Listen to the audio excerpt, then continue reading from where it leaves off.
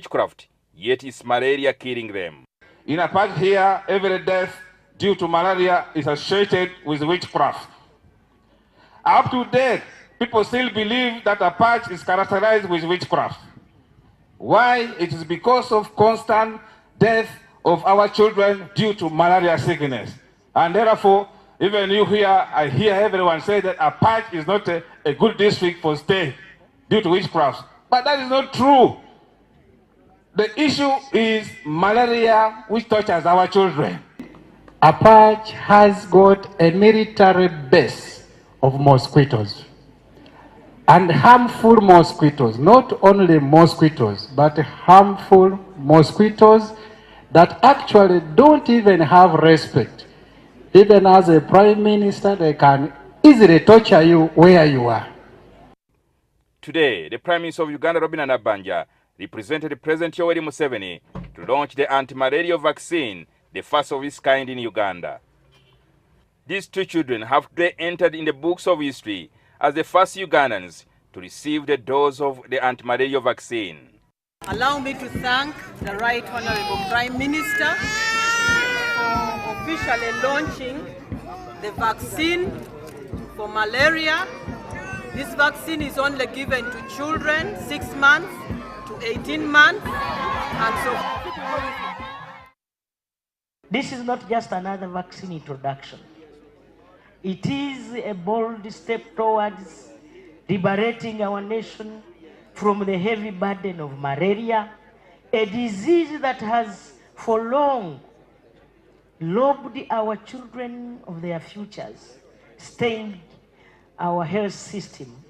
It is a history for every Ugandan parent who has lost sleep nursing a child with malaria, for every health worker who has fought tirelessly on the front lines, and for every partner who has stood with us in this fight. Uganda is joining the 19 countries. There has been a pilot in Ghana, Kenya, and Malawi, which has shown a 13% reduction in deaths from all causes when this vaccine has been used. According to the Ministry of Health, the anti-malaria vaccine launched today is free. The vaccine will complement on other control measures like sleeping under a mosquito net and indoor residual spraying, among others.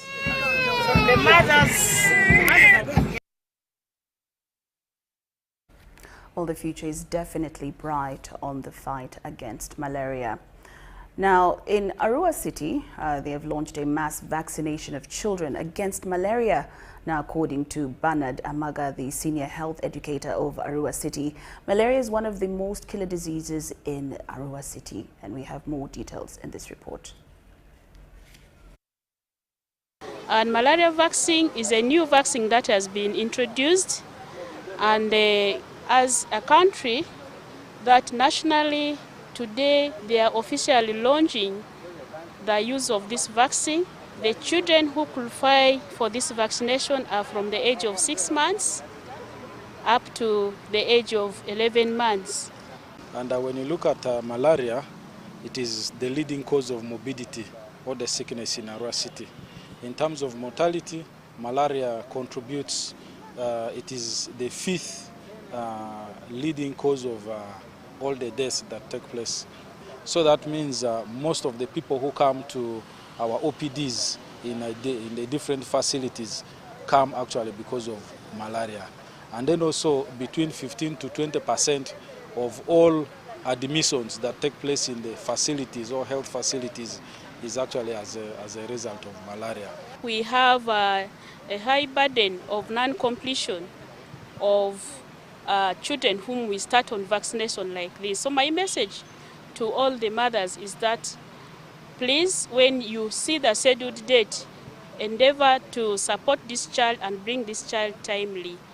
And we have strategies to see also how the stubborn persons in the community who fail to come timely, how we can fish them out. We have our VHTs who are doing registration, and then we have a tracking tool we have a register that we register all these eligible children, and we are going to have contacts of these parents or caregivers so that we are able to track and follow up the children for the next doses.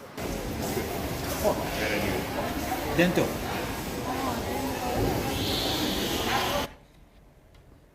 Now, the state of Kampala's roads remains a major concern for residents, with poor, persistent potholes, poor drainage and traffic congestion affecting businesses and daily commutes.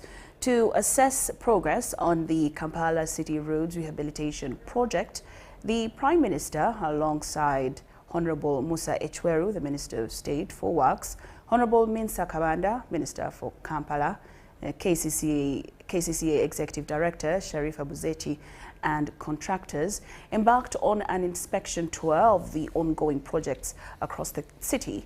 The high-profile visit aimed at ensuring that funds are well utilized, contractors meet deadlines, and the quality of work meets the expected standards. The delegation toured several critical roads under rehabilitation, including Sir Apollo Kagwa Road, 2.24 kilometers reconstruction, Salama Road, 8.15 kilometers reconstruction, Chebando Ring Road, 1.80 kilometer reconstruction, Sentema Road, 4.10 kilometer reconstruction, Old Port Bell Road and Spring Road, 3.46 kilometer, that is dualling and widening. These roads are part of the $288 million the KCRRP, a 48-month project funded by the African Development Bank, AFDB, and the African Development Fund and implemented by KCCA. The initiative seeks to modernize 70 kilometers of roads, integrate 123 kilometers of walkways and bicycle lanes, and install 22 traffic signalized junctions to improve mobility. With an overall 36-month completion deadline set from December 2023, officials are under pressure to ensure timely progress. The Prime Minister expressed satisfaction over the slow progress on Salama Monyonyo Road, handled by China Railway 18 Group. I'm so disappointed with the road of Salama, Chirudu. Very disappointed. So we need an explanation from the contractor and you, engineer, why you made us take the president to that road. The president inspected that road, but now the road is as it was in 2023. I'm promising that by June this year, we shall deliver 3 kilometers of tarmac. That road is not only 3 kilometers. Yes, it is. It's 8.1 kilometers. Yes. So you think we shall be happy with 3 kilometers? No, the 3 kilometers will be completed, and we shall be working in series by October. Whether August by 2023. Oh, yes. Now, since that time, Maria, 2 years. So then you go to lot 3, the one doing Salama, doing the roads in industrial area. This is one contractor who has been struggling, but he has over 15 roads. He has the biggest number of roads. No, we cannot continue like this. CR 18. So you whip the engineer, you fire staff, but the contractor is just so sluggish. If the contractor is the problem, we look for a way of removing him from the contract. I'm being sincere to you, we cannot tolerate people who are not able. We are not ready to work with jokers. Kampala must shine. Kampala must have good roads.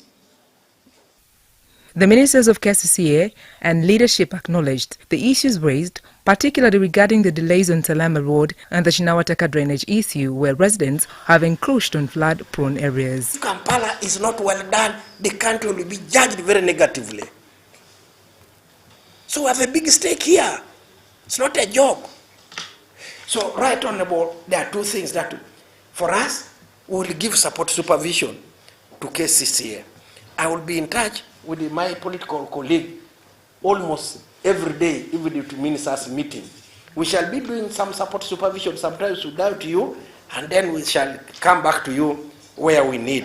If you know that this one has 15 kilometers and the work is not good, why do you give him all those kilometers? That means there's something wrong with the contracts committee at KCCA, there's something wrong with the procurement committee at KCCA, and you have always complained about that. That whenever you say CCC, right, honorable, let me tell you, as they're going to award these contracts, they hide as far as Masaka. They leave this place. Then these people find them there and bribe them. That's where the corruption starts from. I'm sure about that. No, if you are sure, we arrest. They go, they leave this place, they go to as far as Kalangala, and they sit there. The contractor we have for Sapo, Kagwa Road and Salama is the same contractor we have for the roads in industrial area. In my experience, this contractor is overwhelmed. He was given, I think, more work than he was able to handle. Are you an engineer on the side of government, or you are an engineer for the contractor? And that is a sign of corruption. I will continue to call you corrupt until when we verify otherwise. I will continue to say and push you to do your work, because that's why I'm here. Are you happy with that road? You are the supervising engineer. The KCCA Executive Director, Sharif Abuzechi, reassured the public that despite some delays, the KCRRP projects are progressing as planned with a firm commitment to meeting deadlines. So we have no excuse but to give timelines on when we are able to clear those roads so that as we work, the pedestrians and motorists are able to use them safely. Because this money for you to maintain as you work is clearly provided for in the contracts which you signed. The KCRRP is structured around 6 major components: civil works, road construction and drainage improvements, project management, supervision and evaluation, supply of goods, procurement of essential materials, institutional capacity building, strengthening KCCA's ability to manage road projects, women and youth skills development, creating employment opportunities for Ugandans, compensation and resettlement, relocating affected communities. While many residents welcome the investment in road infrastructure, skepticism remains. Some believe the government must do more to enforce accountability among contractors and ensure projects don't stall. With $288 million invested and strict deadlines in place, the government is under pressure to deliver Kampala's much-needed road upgrades. The success of this project will be a test of contractor accountability, government oversight and public cooperation. Will Kampala's road network finally see lasting improvement, or will residents continue to face delays and frustrations? Only time will tell. Sandra Kahonde, News Tonight. UBC News Tonight. Now, Kampala Capital City Authority needs additional funds of $289 billion in financial year 2025-2026 to enhance infrastructure, including roads, drainage channels and installation of traffic lights within Kampala metropolitan areas, among others. The officials had appeared before the Parliamentary Committee on Physical Infrastructure, who questioned why KCCA has not budgeted for waste management, including Chitezi landfill. Officials from Kampala Capital City Authority, led by the State Minister for Kampala, Kawecho Fatogabye, and the Executive Director, KCCA, Sharif Abuzechi, have appeared before the Parliamentary Committee on Physical Infrastructure to present their budget for financial year 2025-2026 for infrastructure planning within Kampala. KCC plan to complete 19.21 km of durable roads project and 29.35 km with 3.97 km community drainage channels to be constructed. We are going to handle Benichwanuka Road, Kamisi Road, Kampala, Old Kampala, Matia Murumba Road, including General Road. Last year, the country met a frustrating situation as Chitezi landfill collapsed, leading to loss of lives. The MPs questioned why the budget for wastage management is missing. We wanted to squarely solve the issue of Chitezi Chair as a committee. Let's move there and you hear what is there. This is an emotional issue. This is a national issue whereby Ugandans who sent us here expect to get answers on the status of today's issue. So, in their response, the officials blamed insufficient funding causing such disasters. We conducted a joint harmonization kind of inspection where they needed to know exactly what interventions can we do now to continue to avert as we prepare for the scientific decapping and capping of the entire land. MPs greet KCCA officials on severe flooding occurring in Kampala that led to death of some people recently. Chinawataka channel. All these channels have not been made. And yet, our roads cannot stay long without solving the issue of drainage. You know, culverts that you place end up being almost washed away. They're actually not helping the community. The road now gets washed away and the culverts remain open. Can we ensure that we do quality work? I always get perturbed, especially when it rains, because it's like there's no one who cares. To whom it may concern, because there is a lot of disorganization. MPs further questioned KCCA officials on 6.7 billion they need as consultation fees on all infrastructure projects. Actually, within the city, they don't last long. 95% of these roads, at least I say in the city, they don't last long. Yet they have the supervisors and the designers are there, but they don't last long. Supervisors, building supervisors and inspectors. What is the, we've got the supervisors there that day. Works, but in KCCA, she will give the threshold, but for what we term as small works which are internal, the designs are done internally. Yes. Susan Nabugudde, Gloria Gutabinji for UBC News.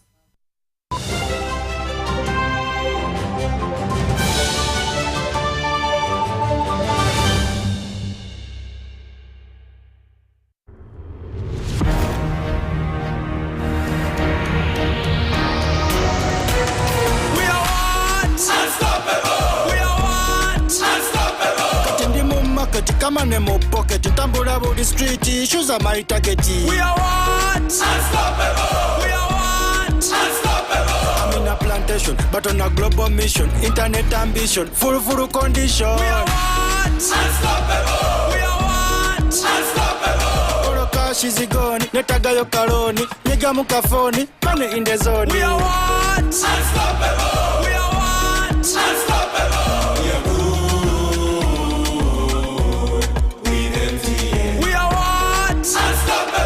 With you and MTN together, our ambition is unstoppable. We are what? Unstoppable! Mera ngenze mboni pa Sam, nazanya ruto, ganyiga star, 278 then hash, ujja kubanga oyingide mu kazannyo.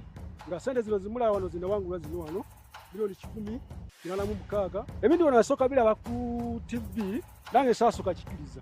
Ninga mulaye kino kinzo kubanga kituufu oba yaddala tibya bufere sente zo nazifunye zo nazikoze ki naziwangudde. Amasanyu nina mangi ebyoto byange byembadde njagala ngenda bituukiriza. Uganda National Lottery. Dream, play, win. Participants must be 18 years or older. Play responsibly. The Uganda National Lottery is operated by Tuba Uganda and regulated by the National Lotteries and Gaming Regulator. Step into a world of excellence, comfort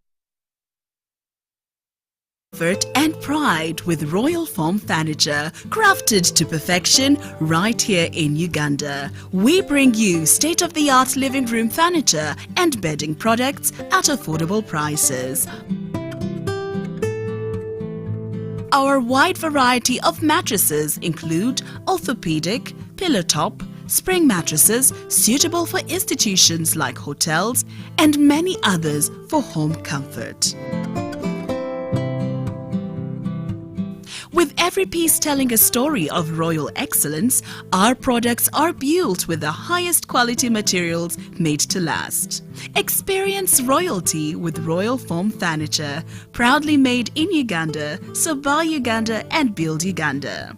Visit our showrooms at Ginger Road, Chambogo Junction, Bukoto Chisasi Road, and on Victoria Mall, Entebbe, on the first floor.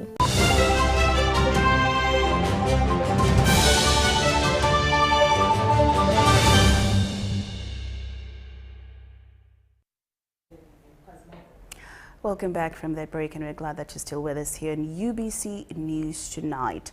Now, in more news this evening, the Ministry of ICT and National Guidance has tasked the Uganda Communications Commission with tightening media regulations ahead of the 2026 general elections. Now, in his address, the Minister, Dr. Chris Baryomunsi, noted that the liberalization of mainstream media coupled with the rise of social media has led to an increase in misinformation, fake news and hate speech, which UCC must now closely monitor. He made these remarks during the swearing-in of the newly appointed board members of the Uganda Communications Commission on Wednesday in Kampala.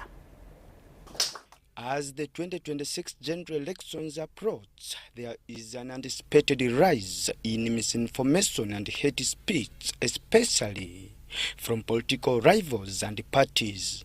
Minister Baryomunsi and his deputy Godfrey Kabyanga emphasized the need to regulate both media houses and social media platforms to ensure that the public is not misled. This media space was deliberately expanded to allow the media industry to flourish. But let us do our work within the limits of the law and the policy guidance that we have in place. We shall not tolerate impunity, for instance, for a radio station, a TV station to start promoting hate speech. But now, communication has changed completely, has become more complicated and very complex and very dynamic.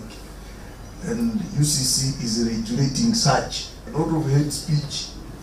The other day, the Honourable Minister, the Mufti, rang me. I think he had been abused somehow by someone on TikTok. And I think it was even a message on ED Day. He was suggesting that probably TikTok should be what? Closed.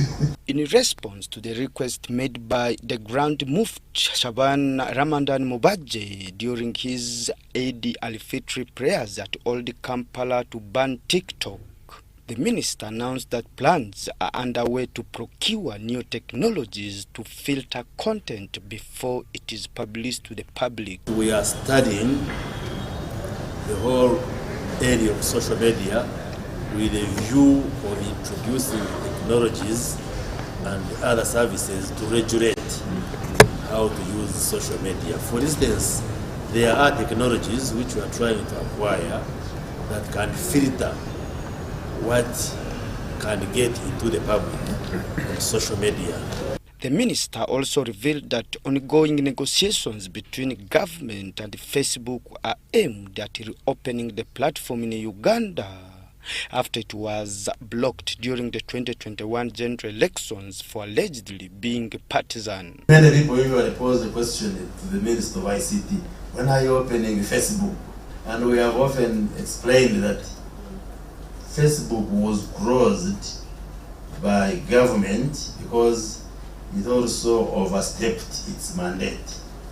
All these platforms and agencies and partners are here at the invitation of Ugandans.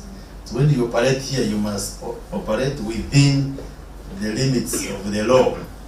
The ICT and National Guidance Ministers made these remarks while swearing in the newly appointed board members of the Uganda Communications Commission on Wednesday in Kampala. Dr. Charity Basaza was appointed as the new chairperson. Other members of the newly sworn-in board include Mr. Stephen Nakabugu, Mr. Bernard Katuraibe, Engineer Paul Odoi, Honorable Sylvia Musisi, Ms. Hawa Tuku, Engineer Geoffrey Agoyi and the Executive Director of the regulator, George William Temple Nyombi.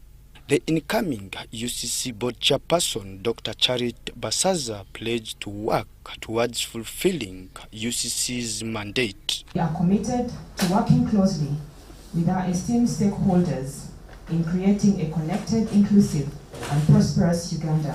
Executive Director of Uganda Communications Commission, George William Temple Nyombi, commended the ICT Ministry for offering him a competent and professional 7-member team to work with. Thank you.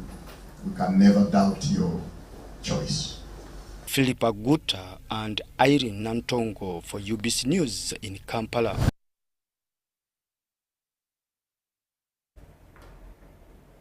Thank you, Philip Aguta and Irene Nantongo, for that report. Now, the Parliamentary Committee on Legal and Parliamentary Affairs has blamed the Judiciary for piecemeal justice to Ugandans. Now, the committee cites that although adequate resources are extended to the Judiciary, the increasing case backlog and number of prisoners on remand is worrying. The Judiciary was interacting with the Parliament's Legal Committee on its budget estimates for the financial year 2025-26. The officials from the Judiciary have met with the Parliamentary Committee on Legal and Parliamentary Affairs on issues relating to budget performance. The Judiciary is seeking for 424 billion shillings as budget estimates to finance operations in the forthcoming financial year. The proposed budget covers scaling up of ICT equipment, infrastructure and internet in courts. The MPs on the Legal Committee were concerned on cases of delayed justice, which has turned out to be a perennial problem. You as the Judiciary, are you comfortable with the quality of justice you are dispensing? Do you think the people of Uganda are happy with the way you are dispensing justice? In land matters, we need justice. In civil matters, we need justice. Let justices work. According to the MPs, despite adequate funding and recruitment of judges to the Judiciary, the entity still shows a slow pace in reduction of case backlogs. But what is the problem? Backlog, what is the problem? The average time to conclude a case is certainly way above a reasonable time. And the country cannot continue like this, please.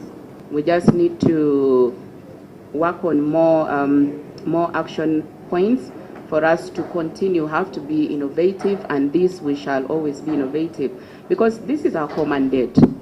This is our core mandate, and if we are failing to deliver on our core mandate, then definitely we are failing Ugandans, which we don't want. The committee also noted how the Judiciary had no clear facts on the number of inmates on remand. We communicated, just recently, we communicated to Commissioner Prisons to avail us with a list of people who are on remand without trial. We haven't received his response yet. I believe it will come. Why do we do that? Because we want to see what we can control in this long stay on remand. We want to see how else we can handle this. The committee interested itself on the updates on the initiative that the Judiciary is undertaking to refund bail money that stands at 24 billion shillings. We have broken down the steps involved in bail refund, and we always carry out sensitization through radios, our court open days, flyers, to tell people that, look, this is your money, because it does us no good to keep this money on the account. We are not going to use it. It is not our money. The Judiciary has also been tasked to work on its reputation and image in the public following lawyers' conflicts with judges. This time the judge will go on Twitter and therefore call for me. We have an active Judiciary Disciplinary Committee to handle matters concerning indiscipline or matters that affect judicial officers. Lydia Chomkama and Gloria Gutabinji, Parliament.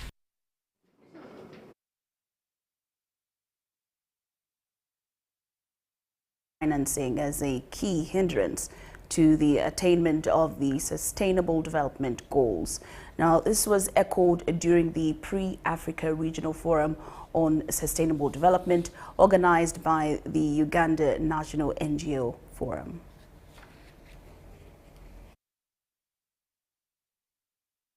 Uganda has held a Pre-Africa Regional Forum on Sustainable Development as the country gears up to host the 11th session of the event this April. Africa Regional Forum on Sustainable Development serves as a platform to assess Africa's progress towards the United Nations Development Goals, SDGs. During the Pre-Africa Regional Forum on Sustainable Development organized by the Uganda National NGO Forum, stakeholders highlighted inadequate financing as a key hindrance to the attainment of most of the SDGs. So one can say that yes, we've made a progress on all these goals, but perhaps we are not where we should be. But this is not only unique to Uganda, it's also a number of other countries. We are not where we should be. And perhaps to be brutally honest, I don't think that in the next 5 years left to 2030, we will be there. But why are we not where we should be? I think as a country, we've not been able to invest sufficient resources in terms of providing public services. And one can actually say, why are we not investing these resources? As a country, you know that we also under quite a huge debt stress. And a lot of the money that is actually collected from domestic revenue collections, these are resources that then are taken for debt repayment instead of being used to construct a health center instead of going to construct a classroom block, instead of doing all these other things. And so we have that. We're not investing quite substantially. Stakeholders also called for more investment and research on the blue economy and the implementation of the blue economy strategy in order to achieve SDG 14 that puts emphasis on life underwater. We want to look at things holistically, look at the fisheries, look at the water environment, look at transport, look at tourism, so that we can ensure that we support the development along that way. So one of the messages we shall be passing over during the conference next week as Uganda is we need to work with the other countries. If you look at Lake Victoria, it's shared by Kenya, Tanzania, but what goes into Lake Victoria also comes from Rwanda and Burundi. So that's why we want to strengthen cooperation, that you cannot achieve SDG 14 as Uganda alone.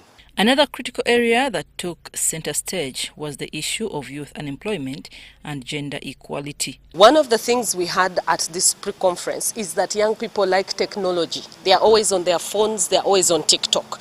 Can there be programs that are designed to help young people access the economy through technology, for example? Can we see more jobs for the young people? Where do the young people start when they come from university? And we heard from the Ministry of Water and Environment that they have 1.6 million internship jobs. And nobody has heard of this. And the information is not there with the young people. So how do we get information from the different ministries that are providing internship programs for young people, for women, to be out there for young people to be able to access? The 11th session of the Africa Regional Forum on Sustainable Development is organized by the UN Economic Commission for Africa and Government of Uganda in collaboration with African Union Commission. It will run from 9th to 11th April on the theme Driving Job Creation and Economic Growth Through Sustainable, Inclusive, Science and Evidence-Based Solutions for the 2030 Agenda and Agenda 2063. I'm Nafka Farida and Adiana Kuti. The Katikkiro of Buganda, Charles Peter Mayiga, has strongly condemned the disruption of human rights and the violence witnessed during the recent by-election in Kawempe North, as well as other elections. Mayiga also commended members of the ruling party who came forward to condemn the violence. He made these remarks while handing over Kabaka's birthday kits to members of parliament from the National Unity Platform, led by the leader of opposition, Joel Senyonyi, who had come to support the Kabaka's Run initiative. NUP purchased kits worth 15 million Uganda shillings. With just a few days remaining before the Kabaka's birthday run, individuals and companies are flocking to the Buganda Kingdom headquarters to purchase kits in support of the initiative, which is aimed at fighting and ending HIV and AIDS. The National Unity Platform, led by the Leader of Opposition in Parliament, Joe Senyonyi, joined others in supporting the initiative. Senyonyi and his team met the Katikiro at Bulange Mengo and handed over the kits. Katikiro Maiga condemned the violation of human rights and urged the government to ensure political rights are respected. Violence breeds violence. Violence creates lots and lots of enemies for government. Because those people seen perpetuating violent acts are members of the security agencies. We want to witness peace. People should compete in peace. The winner is declared. The loser congratulates the winner. They go for a cup of coffee. We need to get that kind of level if this country is going to develop. Maiga commended NRM leaders for their bold stance against the violations.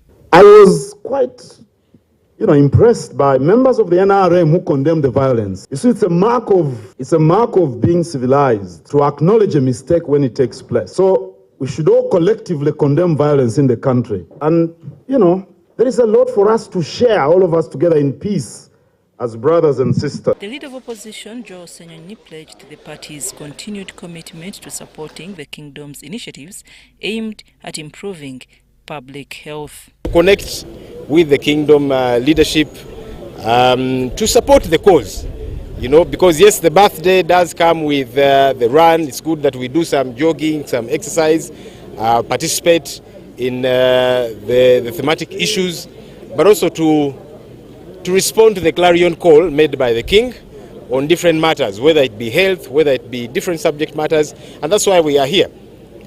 And we are appreciative of the Kingdom for especially focusing on matters. The chairperson of the Buganda Parliamentary Caucus, Muhammad Mwanga Chivumbi, emphasized that as legislators they will continue to demand that the government ensure hospitals meet the needs of the public. To go about hospitals, there is now what they call cost sharing. The total amount of money generated out of the health hospital, this cost sharing, is 122 billion only. Therefore, you can easily have a free medical care in Uganda if you match it with 122 billion. Very, very much the message of the Katikiro of Uganda, emphasizing that aspect of dialogue. We believe in transparent dialogue, in genuine dialogue with anybody and with everybody. The Kabaka's run for the 70th birthday is scheduled to take place on April 6, 2023, under the theme, Men at the Forefront in the Fight Against HIV and AIDS, to save a girl child. I'm Navka Farida and Andrew Sebida.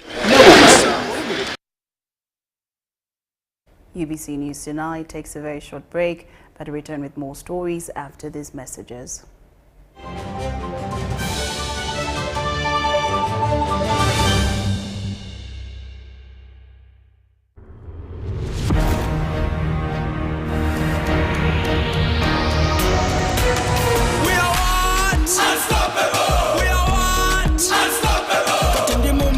Come on, mo pocket, tambula body street, shoes are my target. We are what? Unstoppable. We are what? Unstoppable. I'm in a plantation, but on a global mission, internet ambition, full condition. We are what? Unstoppable. We are what? Unstoppable. Oro cash is gone, netagayo karoni, niga mukafoni, money in the zone. We are what? Unstoppable. We are what? Unstoppable. We are good.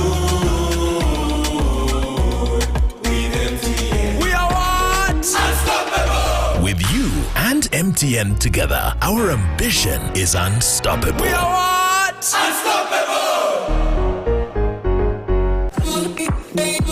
When you want to relax your body and refresh your mind?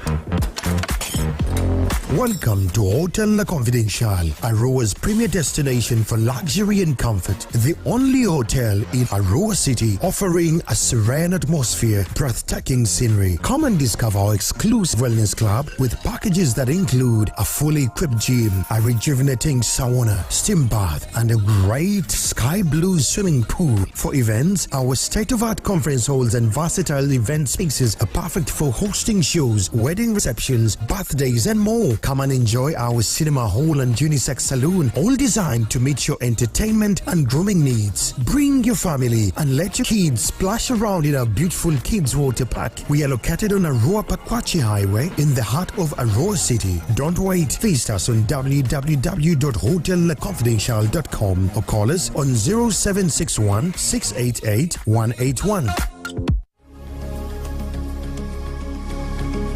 Join us this Friday, the 4th of April 2025 on UPC TV at 9 p.m. for an insightful discussion on the 6th Africa Climate Talks and the Sustainable Development Goals, SDGs, on the topic Bridging Climate Action and Sustainable Development in Africa.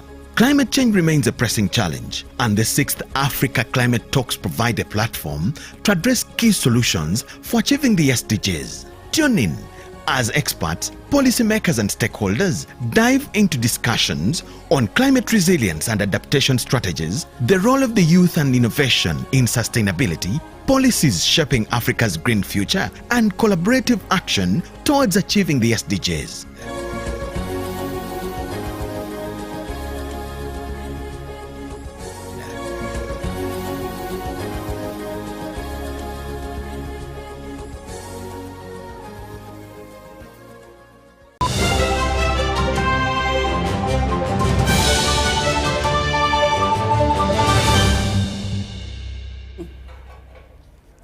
Welcome back from that break. We're glad you're still with us here in UBC News Tonight.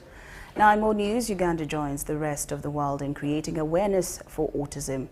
Parents have been encouraged to fully accept their autistic children and speak out for help to bring out the special abilities these children possess. With an estimated 70,000 people living with autism in Uganda, stakeholders in the fight have highlighted significant progress in raising awareness and support. I might need some extra time.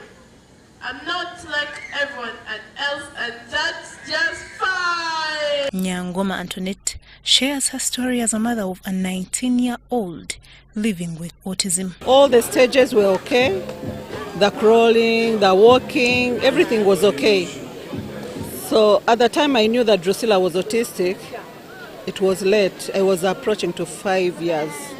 I was a busy mom. I feel guilty when I talk about it. She tried all sorts of approaches, from medical to religious advice, highlighting all the efforts invested in helping her child. I gave her these insects, they call them crickets. I became a Muslim. I became saved. I'm a typical Catholic. I went to witchcraft. One of my friends took me to Iganga. Facing denial from her husband, Nyangoma speaks of the challenges they encounter with children who are differently abled, from financial to social difficulties. So the dad was like, I said it's okay. They were dedicated to get riches. Those are the things, a chance almost. Nyangoma recalls her biggest breakthrough when her child spoke her very first word at the age of 5. She said, Nta. I was like, oh, this girl can speak. Tetufaayo bayize just kukutaano ku lubuto ne tukigumira. Bwayiga okuuta emikono ne kimutwalira taamu endala ne tubigumira. So okubasomesa si kintu kyangu nnyo. Omuntu yandowooza ajja kumalamu omwaka gumu agende. Abaana bano okubasomesa kitutwalira ebbanga ddene. Speaking on behalf of teachers and caretakers, Kizito highlights the successes and challenges seen in handling children with autism. Others, as they happen to get to know where centers are, they get their children, dump them there, they disappear completely. I always condemn that. Autism centers continue to advocate for more support from the government, particularly in terms of taxes on autism devices. You've heard of speech therapists, occupational therapists. Having them come to an organization is quite expensive. Despite the myths surrounding autism, it is not a curse. These children can be differently abled. Cayenne Faith for ABC.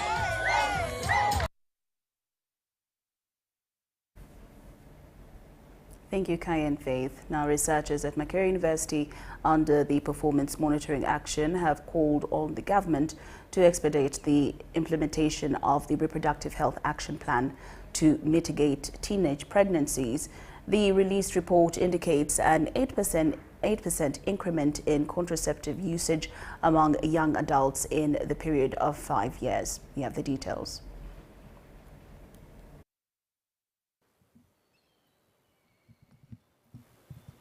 With the rise in child pregnancy in the country by 11.2%, indicating at least 1 in 10 girls at the age of 15 to 19 years that are sexually active getting pregnant, researchers recommend immediate implementation of Reproductive Health Action Plan. The policymakers, the technical people need to come down to agree on what should really be done.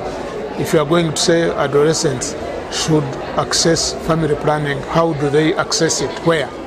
And then if you say they don't, then what else are you putting in place for them along the line? But them being citizens and they have needs, this question has to be answered one way or the other. The Performance Monitoring for Action at Makerere University School of Public Health have established the rise in the usage of contraceptives from 37% to 45% in the last 5 years.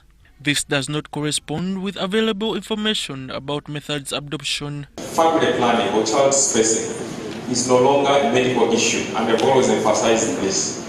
Family planning, birth control, child spacing is a development issue. Policymakers have been encouraged to devise synergies that directly influence behavioral change among adolescents in response to risk of teenage pregnancies. So if they have full information about that, maybe they can make a better decision on not to have sex first of all. But if they are already having sex, they're 18, 19, then they have full information about what to do so that they don't get into disastrous effects. Because otherwise you will have children having children early, and that impacts on the economy generally. The study also indicated a whopping 42% of women that use contraceptives had unintended pregnancies. This led to unanswered questions on reliability versus preference and inadequate information. This is a concern as a country that we can't have a statistic that bad, that 42% of our pregnancies are actually unintended. There's no way we can plan for a country when we continue to have children that we don't intend to have. What are the various approaches that these women are using? And for those methods that they are using, do they really work?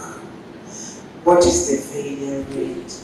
The study recommends involvement of male counterparts in relation to contraceptive usage, which calls for more indiscriminate sensitization. Komagum Rogers and Abdul Nasir Luwama for UBC.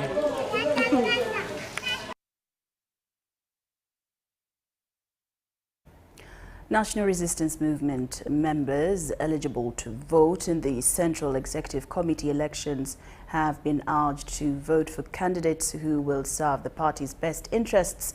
This message was delivered by several NRM leaders during the launch of the campaign for Ichodu David Calvin, who is vying for the position of NRM Vice Chairperson for the Eastern Region.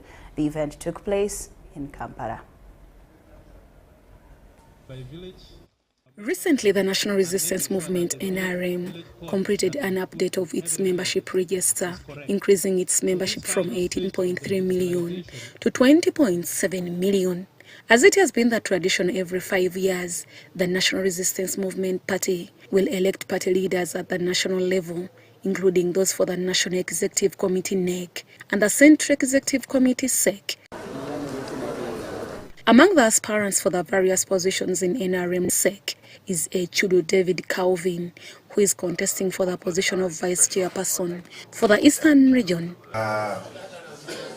At the meeting held in Kampala to launch his campaign for this position, Echudu David Calvin ensured NRM members that he will be a good leader who will serve the party and its members effectively. Speaking especially in the East, I believe that we need a new energy. Yes. We need new hope for the region. And that's why I'm humbly, with humility, offer myself to stand for the position of the Vice Chairperson Eastern Region, National Resistance Movement. Echudu also took this opportunity to applaud President Yoweri Kaguta Museveni for his excellent leadership and the remarkable achievements the country has seen since the NRM party came into power. Bringing peace, prosperity, and all the development we have seen. I call upon all of you valued members of the party, men, women, and young alike, to continue supporting the party in this noble cause, especially in the coming elections. Senior Presidential Advisor Charles Elaso, one of Echudu's supporters, urged NRM members to place their trust in Echudu, describing him as the right person for the role of Vice Chairperson for Eastern Region. I won't stand here to guarantee you that you will see wonders in this young man. Don't look at him, the size of his body, but the brain. You will see what he will do for us. Nelson Achengele, former High Commissioner and Ambassador to Nigeria, called on NRM members to support candidates who are ready to serve the party and its members, rather than those motivated by personal gains. We want to encourage you to go back to your villages, to your parishes, to your sub-counties, to your districts, and make sure that we get the right people to be party leaders in those structures. Echudu David Calvin is contesting the position of NRM Vice Chairperson for Eastern Region against Captain Mike Mukula. Deborah Namamonde, Viola Nance Subuga, UBC News. All right, and with that we take a break and we come back with some sports news.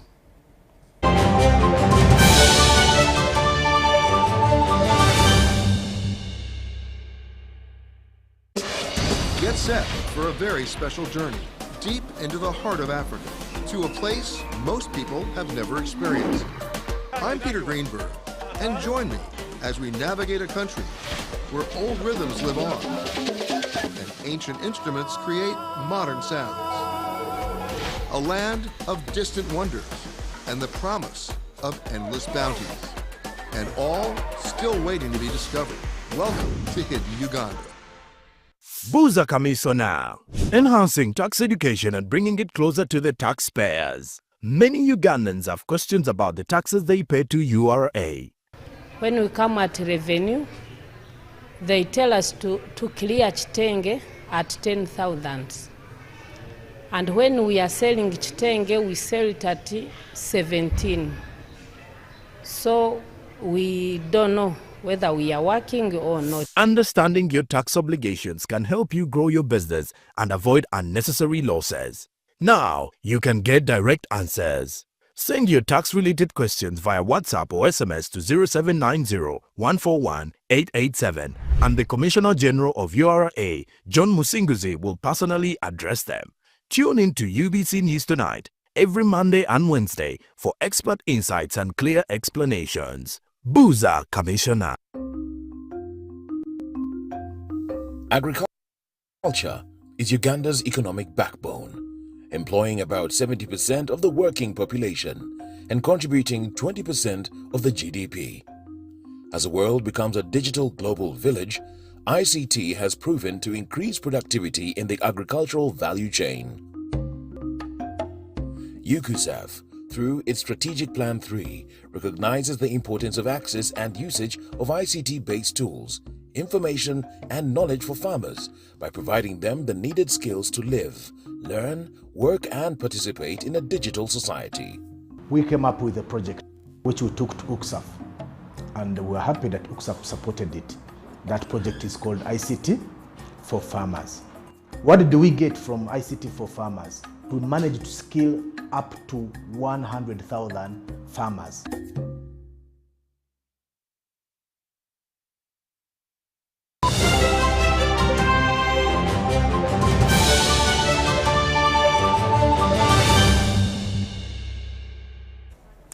Welcome back. And now into the world of sports. Team Uganda has been flagged off for the ISF Under-15 Gymnasiate Games in Serbia. Uganda is to be represented by Chibuli SS and Seroma Christian School in different sports categories. Now, as our reporter Doreen highlights, the teams were selected based on local performance during the just concluded national games.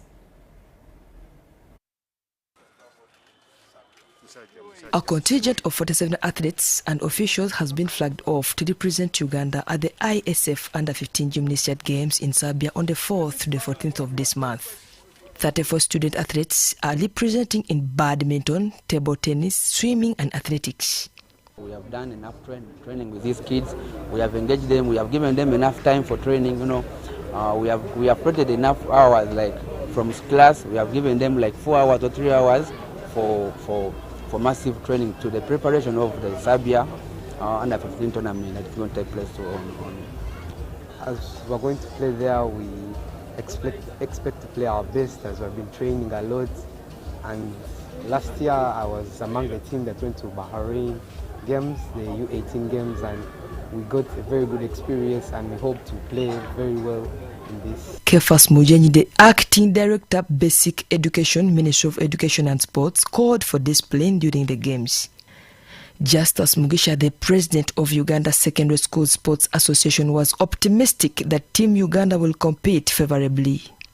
This is the finest of the finest as far as under-15 students games are concerned. Those are the ones we are sending out. The under-15, for example, for athletics, this is the national team.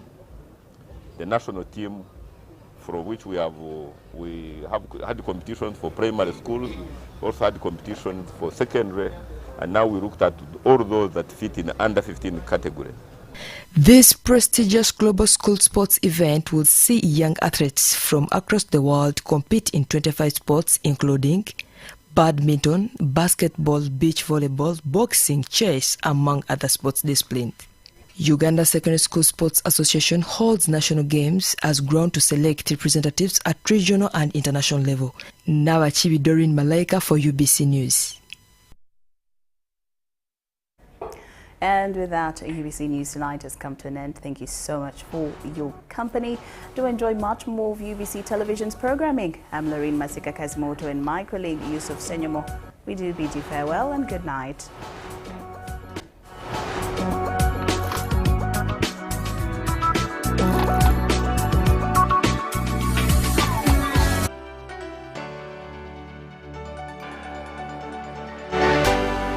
UBC, inspiring Uganda. Get ready for the biggest budget reveal of the year. The 2025-2026 estimates are in and bigger than ever. The government's budget plan is set to rise with billions of dollars allocated to key sectors like infrastructure, education and healthcare. But what does this mean for you? Will taxes rise? Will new projects boost the economy? Join Timothy Nyangweso this Wednesday as he breaks down the 2025-2026 budget estimates and explores what this means for our nation's future.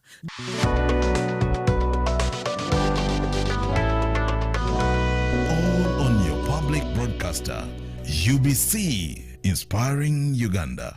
Looking for instant excitement? The Uganda National Lottery Spin for Cash game is now available online. Wherever you are, you can join the excitement for just 500, 1,000 and 2,000 Uganda shillings. Don't miss out. Register now on www.nationallottery.go.ug for a chance to win your share of 2 billion instantly. What are you waiting for? Play Spin for Cash now, anytime, anywhere. Ituba is the proud operator of the Uganda National Lottery. Uganda National Lottery. Dream, play, win. Participants must be 18 years or older. Play responsibly. The Uganda National Lottery is operated by Ituba Uganda and regulated by the National Lotteries and Gaming Regulatory Board.